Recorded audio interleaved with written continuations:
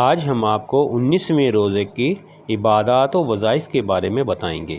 بعد از نماز فجر سورہ جمعہ کی یہ آیت نمبر 40 مرتبہ پڑھیں گے۔ بسم اللہ الرحمن الرحیم۔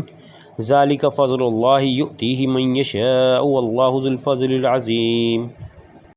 بعد از نماز ظہر سورۃ آل عمران کی آیت نمبر 33 مرتبہ پڑھیں گے۔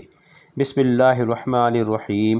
قل اللہم مالک الملک تؤتی الملک من تشاء وتنزع الملک ممن تشاء وتعز من تشاء وتذل من تشاء بیدک الخیر انک علی کل شیء قدیر۔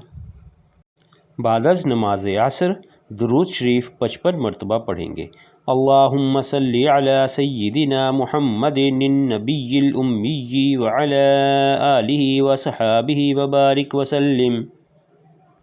بعد از نماز مغرب سورہ بقرہ کا آخری رکوع 11 مرتبہ پڑھیں۔ بسم اللہ الرحمن الرحیم۔ للہ ما فی السماوات وما فی الارض وان تبدوا ما فی انفسکم او تخفوہ یحاسبکم بہ اللہ فیغفر لمن یشاء ویعذب من یشاء واللہ علی کل شیء قدیر۔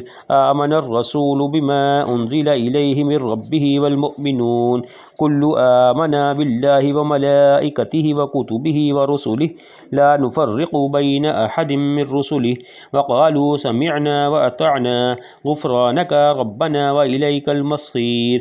لا یکلف اللہ نفسا الا وسعها لها ما کسبت وعلیہا ما اکتسبت ربنا لا تؤاخذنا ان نسینا او اخطأنا ربنا ولا تحمل علینا اصرا كما حملته على الذین من قبلنا ربنا ولا تحملنا ما لا طاقة لنا به واعف عنا واغفر لنا وارحمنا انت مولانا فانصرنا على القوم الكافرین۔ عشاء کی نماز کے بعد صلاۃ التسبیح 4 رکعت نفل 1 مرتبہ پڑھیں گے۔ تسبیح یہ ہے: سبحان اللہ والحمد للہ ولا الہ الا اللہ واللہ اکبر۔ صلاۃ التسبیح پڑھنے کا طریقہ یہ ہے: